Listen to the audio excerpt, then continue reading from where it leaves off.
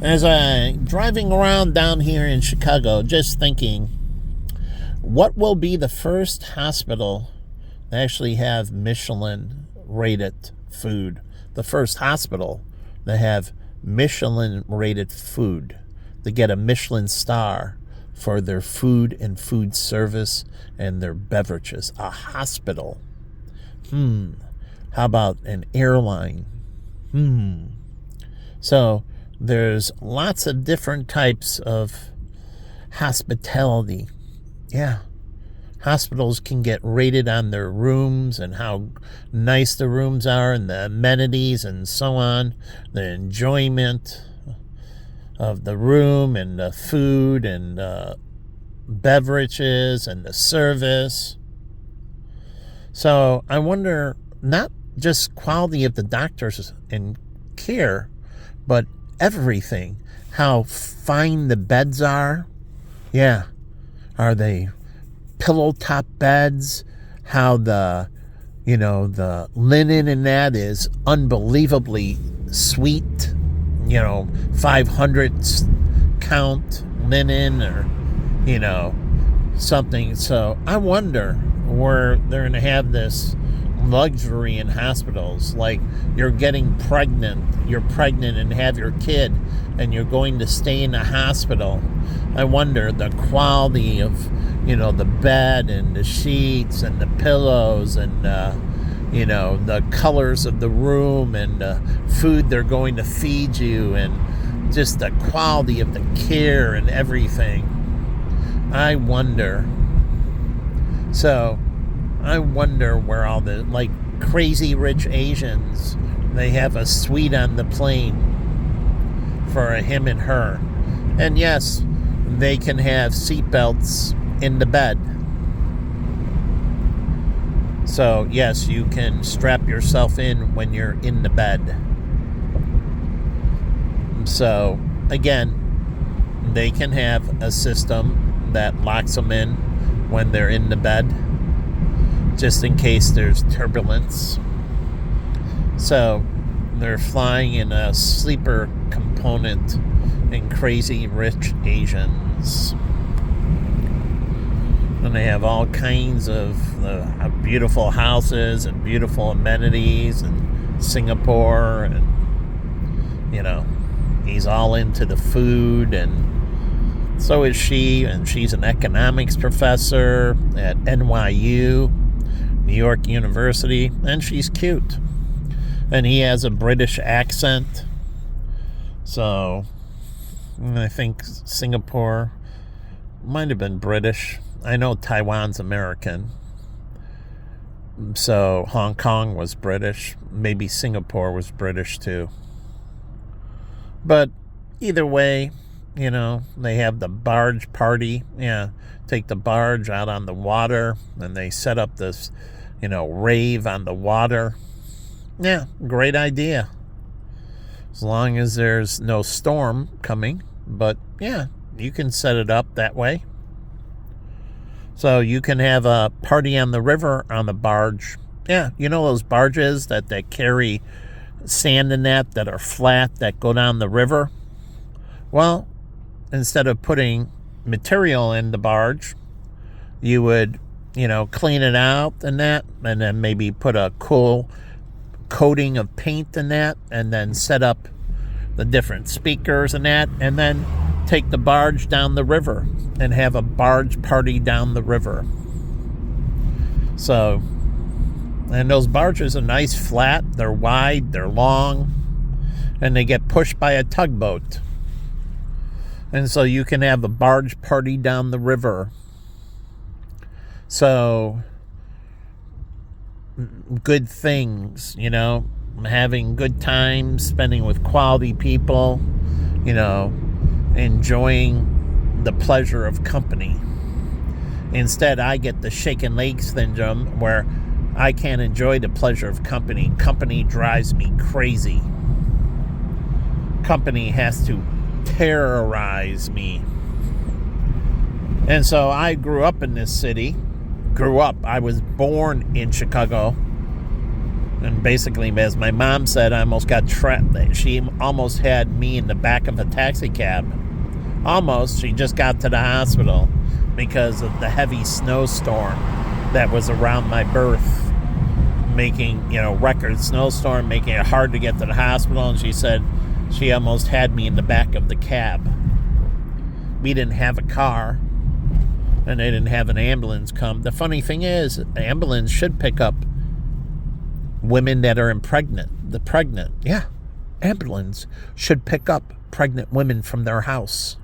So that way they can put them in and get the vital signs going and, put the vital signs for the baby. Yeah, vital signs for the mother and vital signs for the baby. So you can do vital signs for the baby. Ultrasounds, they detect heartbeats. Ultrasound detects the heartbeat. You can hear the boom, boom, boom. And so you put the ultrasound on and it can record the heartbeat. It can give the baby, the ultrasound can be used to give an EKG for the baby. Do you know that? You stick the ultrasound on and you hold it there and it hears the heartbeat and can give an EKG for the baby. They can do an EKG reading on the baby very young. They stick the ultrasound on. If it's very sensitive, they put the gel, the ultrasound, and they can continuously give EKGs, cardiograms for the baby, making sure the development, their heartbeat is going adequately.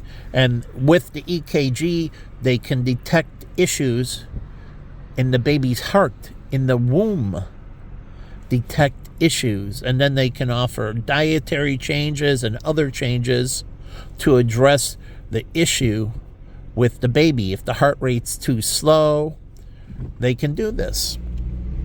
And so they can also look at the color of the baby.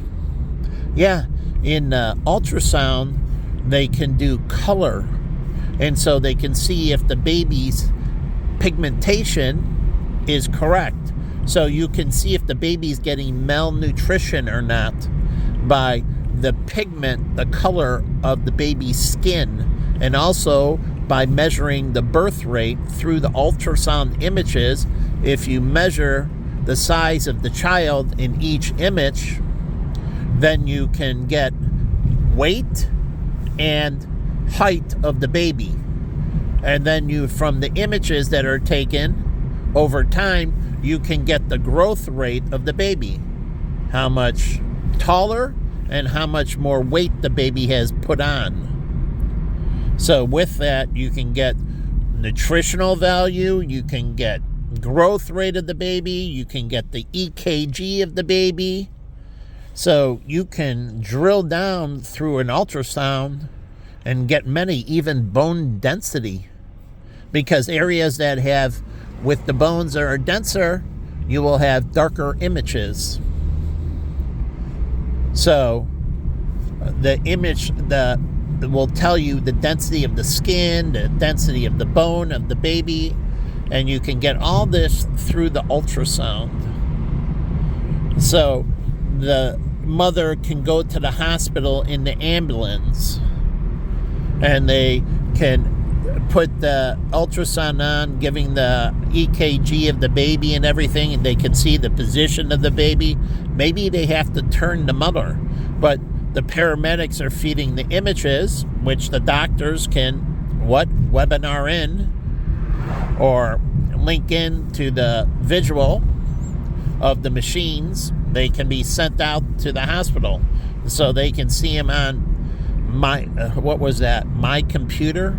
Is it the app that's My Computer, that you can log in remotely from a computer remotely into or a virtual private network allows you from one computer to log into another computer on a virtual private network. And so hence I didn't give anyone access to a virtual private network, but anyways, you can do this with those medical machines. So the nurse at the front desk, she can be watching the EKGs and all that all the different oxygen sensors on the mother and so on. And they can get all that information at the hospital as the mother is en route to the hospital. And they can tell the paramedics to reposition how the mother is and turn the baby. Truly. And so we need to reposition the baby. The baby's sitting too high. So raise the angle for the mother. Don't let her lay flat. Raise the angle. We need the baby to move more forward in the womb. More forward in the womb. That's why they used to deliver standing up. It lines the baby perfectly up. That's why you do sumo squats. It lines the baby perfectly up. And so you need to line the baby up, and laying on the back doesn't use gravity to force the baby out. So labor is much harder. You have to push harder because you're laying down instead of squatting. So squatting use gravity, and it would naturally line the baby up with the vagina. Naturally line the baby up with the hole. Naturally line the baby up so the baby would pass naturally.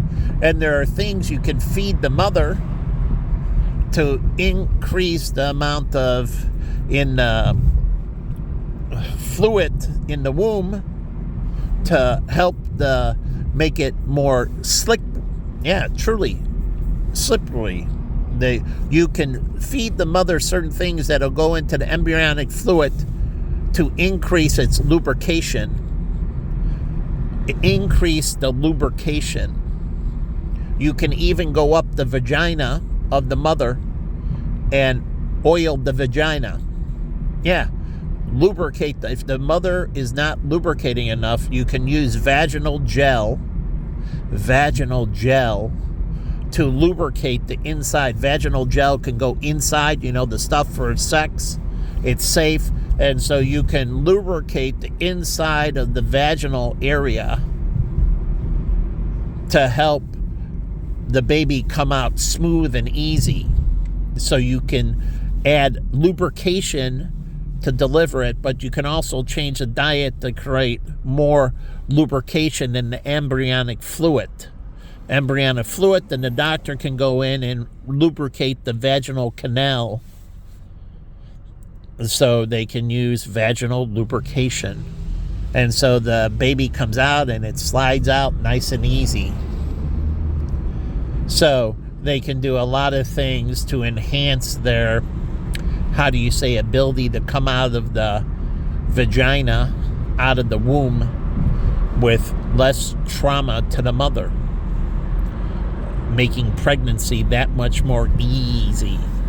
So if you can make pregnancy unbelievably beautiful, why would you ever have an abortion? And if you understand that every baby can enhance your life as a mother, as long as you're not nutritionally deficient, then you get all the goodness and none of the negativity. And if you're eating correctly, the baby isn't getting too fat in the womb. I was 10 pounds, 8 ounces. My mother didn't say she had difficulty delivering me. So, again, if they watch the waiting net, they know the vaginal opening, and they know exactly how fast the baby is growing. And maybe sometimes they have to induce the baby a little bit early. Truly.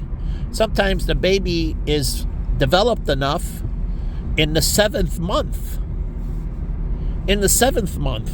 So you always think preemie, but I was 10 pounds, 8 ounces.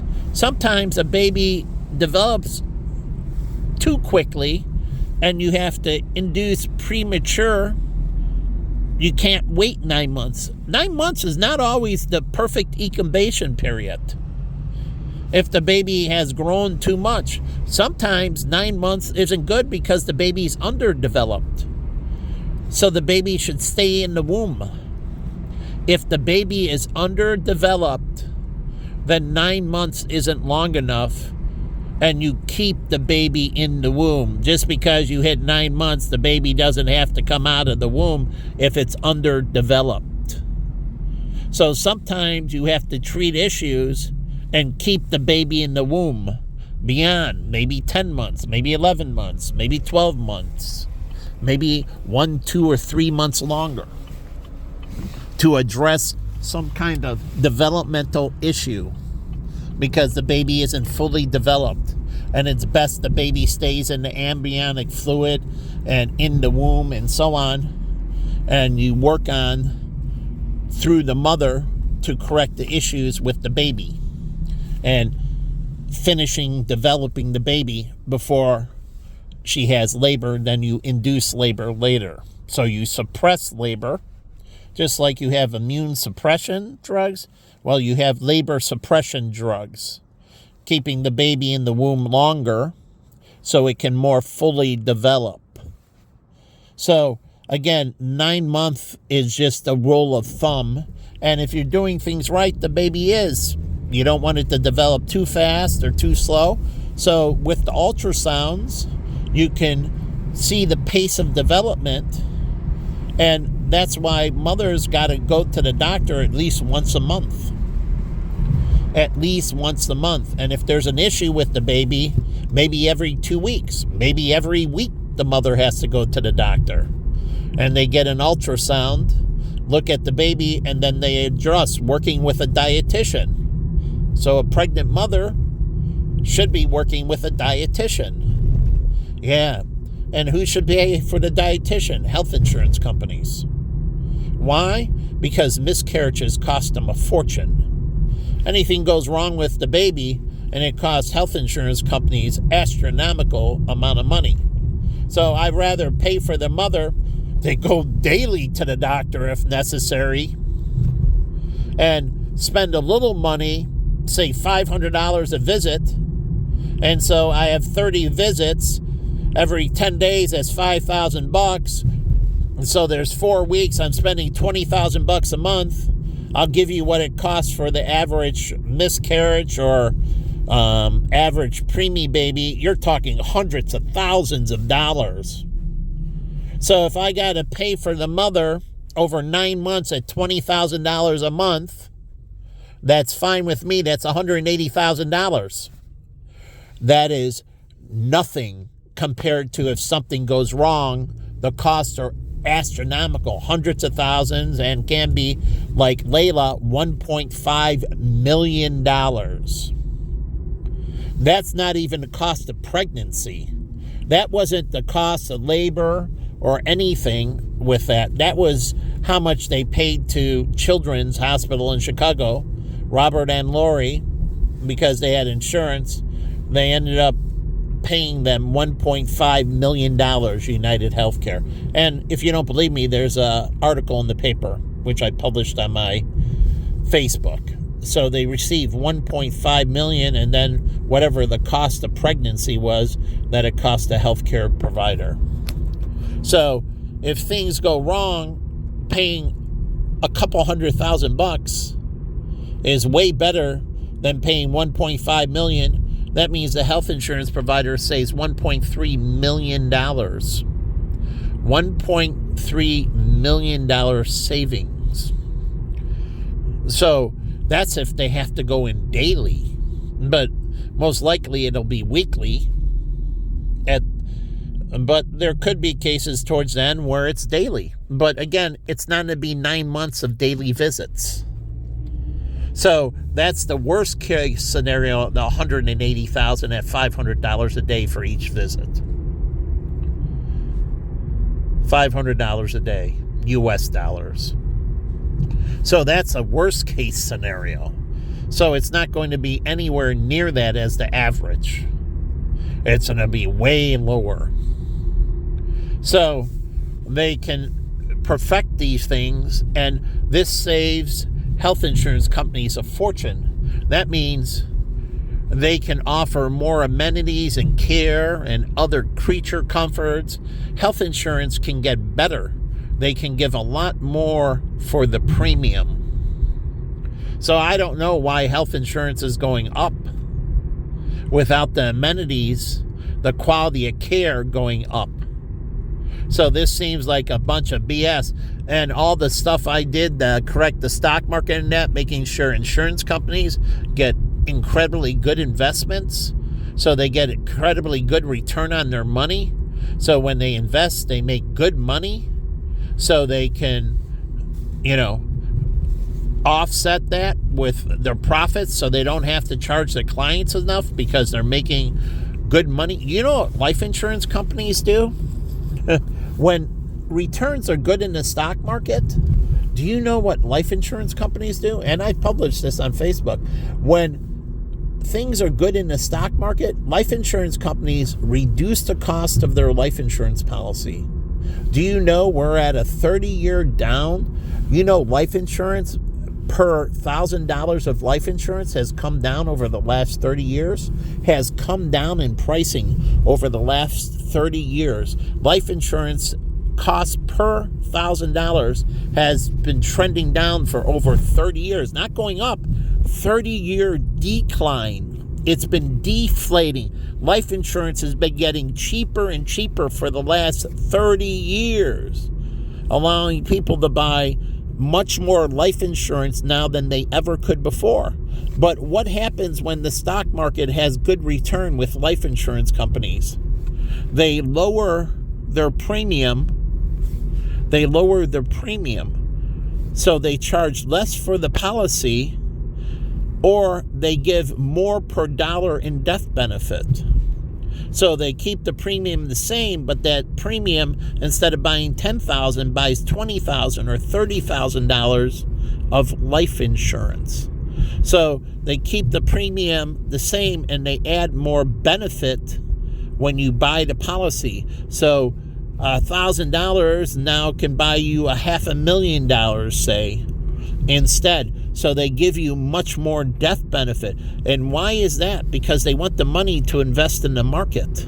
Because the market is going well, they want the money. So they give you either more life insurance or reduce the premium, or give you a little bit more life insurance and reduce the premium a little, or do both. But they want more money to invest.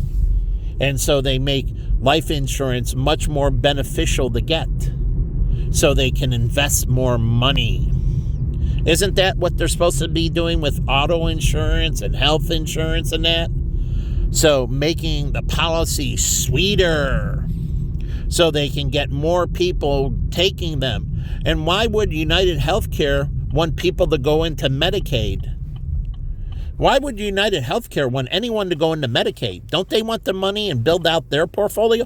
Oh, yeah, that's right. Do you know insurance companies have portfolio managers and they have fund managers themselves? Like my friend Jay Kim used to work for Prudential, managing a bond fund. Yeah.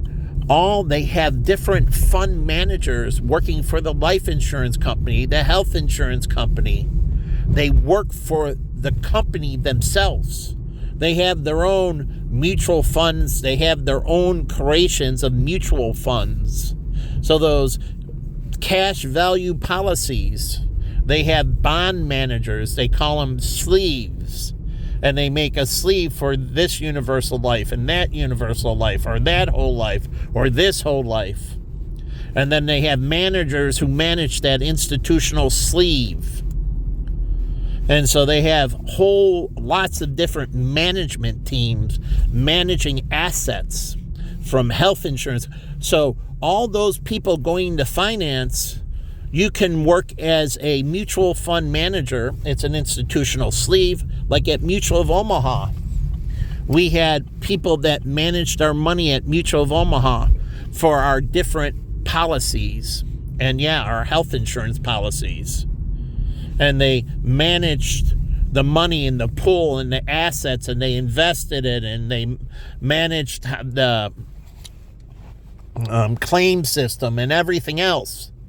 So one of the largest asset managers in the world are insurance companies.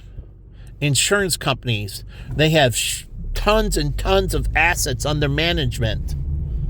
United Healthcare, Blue Cross Blue Shield, and that. And they're looking for proper investments. Allstate Insurance has their own portfolio managers that invest their money. So does Apple. Do you know Apple has their own investment management team investing all that cash? So does Microsoft. So you can work for Microsoft as a CFA. You can work, Morningstar has their own accounting team and own mutual fund managers that invest their money for Morningstar.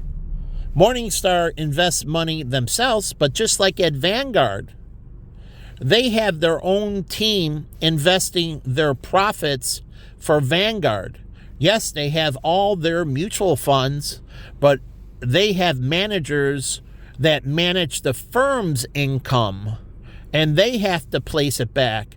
So Vanguard, you go into the good firms, they're placing their own money in their different mutual funds. So Vanguard is placing and moving around its own money between its own funds, and yes, it's reaching even outside of itself sometimes because they have to hedge. So they have managers managing their own profit that is different than their managers who manage the funds, and they bring outside groups in like Prime Capital Management, and other groups that come in to manage a part of a fund with another team or teams with their in-house team, or the Prime Cap Fund. It's all out-of-house management. And then we had the Wellington Group that managed the Wellington funds. That's not a Vanguard firm. That's an out-of-house consulting firm. It's a consulting firm, a management firm that comes in, manages the fund or a sleeve in the fund. And so they also have their own in-house management. But they also have their own in-house management to the management that manages Vanguard's money, like BlackRock. BlackRock has profits, and they invest and manage their own money separately from the funds. They have their own money they're managing separately from the funds. So you can work in a fund at BlackRock managing retail investors or institutional clients, but you can also work at BlackRock managing their own money. So Jim Fink, they have their own money. American funds here in Indiana, or the other firms here, they also have their own firm money that they have to manage. So institutions need people who manage their institutional money. Subway, like Jen's firm, Real Foundation. I wish she would have went back. Good firm. And she could have expanded it into Chicago. That's what I was trying with her, my ex Jennifer Kim. But the whole point is, she worked with builders, helping them manage their own money outside the projects. They got to invest in projects, they make profit, and they got to, manage it outside correctly so they stay solvent and profitable. So they have their own money they're managing as well, outside of what they borrow for the project. This is independent profit that they're managing. So Starbucks has a real estate unit, and they manage their individual properties, but also Starbucks has investment managers that manage the money for Starbucks. So does Subway. They have real estate managers, corporate real estate teams that work with external realtors and find locations, and they got to manage them, but they also have managers who manage the profits for Starbucks Corporation independently, and they have to buy securities and invest and So you say Subway, you can work in Subway's real estate division. You can work in Subway's financial division. You can work in Subway's legal. Do you know all these firms like Subway, we're talking, or Starbucks, they have big legal departments. Do you know how many lawyers, when I worked at John Hancock or MetLife, I talked to our legal teams all the time. We had lots of lawyers. And then we had an underwriting department that had former doctors. Yeah, life insurance company. We had former doctors and nurses that were part of our underwriting department looking at medical records and making judgments on medical records on what we were going to do with them. We hired a bunch of doctors and nurses. They weren't practicing anymore, They were reviewing medical records. And so, yes, we had clinicians working for them, just like Blue Cross Blue Shield does. They hire doctors and nurses, and then they look at the claims. And they look at the information coming in and reevaluate it. And is this doctor making the right decision? And should we do this or shouldn't we? They have a whole in-house medical team that makes decisions on what Blue Cross Blue Shield's going to do with their pharmaceutical coverage or medical this and that. And they work with the financial teams that need the costing. And then they have whole marketing departments and internet departments and you name it. So here's Starbucks. So it has whole websites and app development and customer service and all kinds of aspects that you can go to work for Starbucks in all kinds. So you start as a barista. The guy who became president of McDonald's, the black guy, he did a great job. He worked up and he was a hamburger flipper in high school. He stayed with McDonald's. And then he went on to college and he stayed with McDonald's through college and then came out of college and then kept on moving up the ranks. And eventually he was CEO. And he was a black guy, but he worked himself up from the beginning in high school flipping burgers. But he already knew that he wanted to move up through McDonald's. So once he got in high school working for McDonald's, he was never going to leave. He just transferred properties. Or maybe he went to school in the same city. Like you start at the McDonald's that's downtown, which was the former Hard Rock McDonald's. Now it's the Green McDonald's. I don't know what they call it anymore. But it's downtown and you start as a burger flipper and you're in high school and then you go to college and you work your way through college working at that McDonald's and you move up from burger flipping to supervisor to assistant manager to manager. And there's a lot of different managers because you have different shifts. There's 3 shifts in a 24-hour operation. And each operation has its manager, assistant manager, supervisors, team manager, or team supervisors. So there's different teams.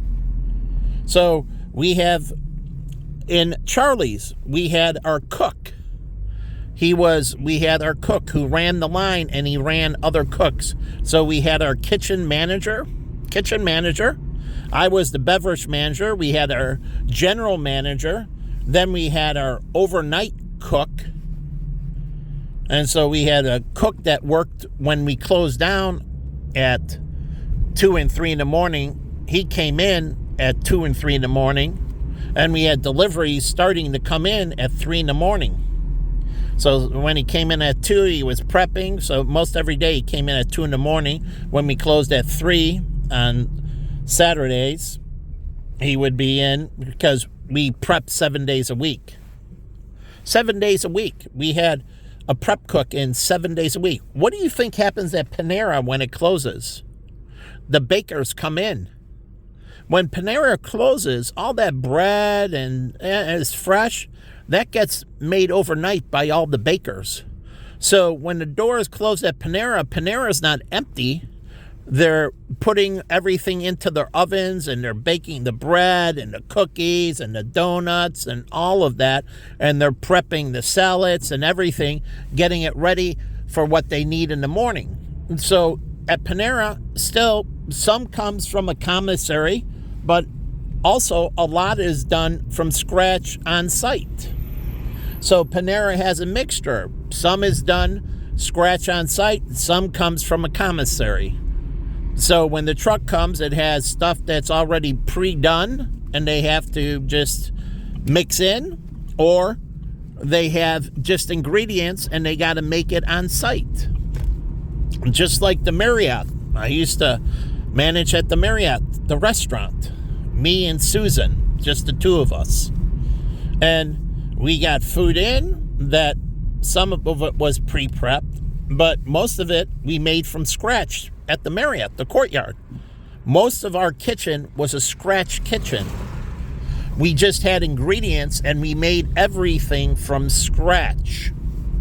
So at the Marriott, I managed, and I had 2 cooks, and most everything we made from scratch. And we had recipes for those that were put together by our executive chefs. Yeah, we had executive chefs at the Marriott, just like my friend Greg Piazzi. He was an executive chef at P.F. Chang's. So he started at Domino's, making pizzas, understanding that. Then he moved up into culinary school. He went to culinary school, from my understanding. Then worked for P.F. Chang's, then moved up to be a corporate chef or executive chef. And he would come up with recipes for the restaurants, working with the restaurant chefs. But again, there's certain things he does, creating certain recipes, and they got to put them together, and they do these things, assembling them from scratch at site. So nothing is pre-made. All the executive chef does is create the recipe, and then the chef that's on premise, he executes the recipe. And remember, things get changed with the recipe. Somebody, needs low sodium or more sodium. And so sometimes customers request certain things, medium rare, and the calls for this, but they ask you your temperature. So here's the recipe, but they're changing the temperature of the meat, how it's cooked. Rare, medium rare, well done, and so on. So, yeah, the executive chef came up, but the execution is still with the premise. So everything is made from scratch. They know what they had to do. The executive chef created the recipe, and they execute the recipe. But again, people ask for, can I have less sodium? Like we had egg beaters at the Marriott. So people asked for certain things that had egg in it and recipes that had egg in it. And they ask, can you put egg beater instead of eggs? And we'd be no problem. We had egg beater. So we substitute out because people had sensitivity. We substitute into the recipe. Instead of putting the eggs in the recipe, what we were making, like the omelet, we put egg beater in. And so we would substitute out eggs for egg beater, lowering the cholesterol level. So the cook there has to execute it. So eggs go into things, and they just have the ingredient, and sometimes you have to change the mix because somebody has some food sensitivity. So you can say, at El Charro, we made our dressings ourselves with the blender. We had the recipe Carlota put together, but we would execute the recipe with the blender. But if somebody said, can I have some less vinegar in that dressing? Our, say, Italian dressing? Or can I have, lighter amount of oil in that, dressing? Or they could, because we blend it from scratch. We have the recipe, but if somebody wants something changed within the recipe with the dressing, because we made them from scratch, because the recipes, we had all the ingredients, so we would just differ the ingredients, no problem. You need what with that? You want less salt in that, or so on? They would see what's contained in it, in the dressing, and we could modify the dressing for them. So Carlota would create the recipes for the dressings. And we would use a Cuisinart in that to execute the dressings. So we could change things, just like we had pot pies and other recipes, but I could change the cream. Say you had the pot pie in that, a recipe, and it's a cream base and so on, but you have a milk allergy. I can use almond milk, coconut milk, different milks in the recipe for the pot pie, because we're creating it from scratch. We have a recipe and it calls for milk, but we can use any form of milk product. Coconut milk, almond milk, rice milk, so on. Not water, not rice water, rice milk. Because you need the cream. The recipe calls for a cream base. If not, then you have to add starch or something, because cream is a binder. And so you need some cream. So you need to use rice milk or almond milk, and that, so it has to be creamier, or oat milk. You can't use rice water. There's no, unless you're going to add some starch or some kind of binder. And so if you're using rice water, or say almond water, there's coconut water, you have to use a binder, dextro, DEXTRO,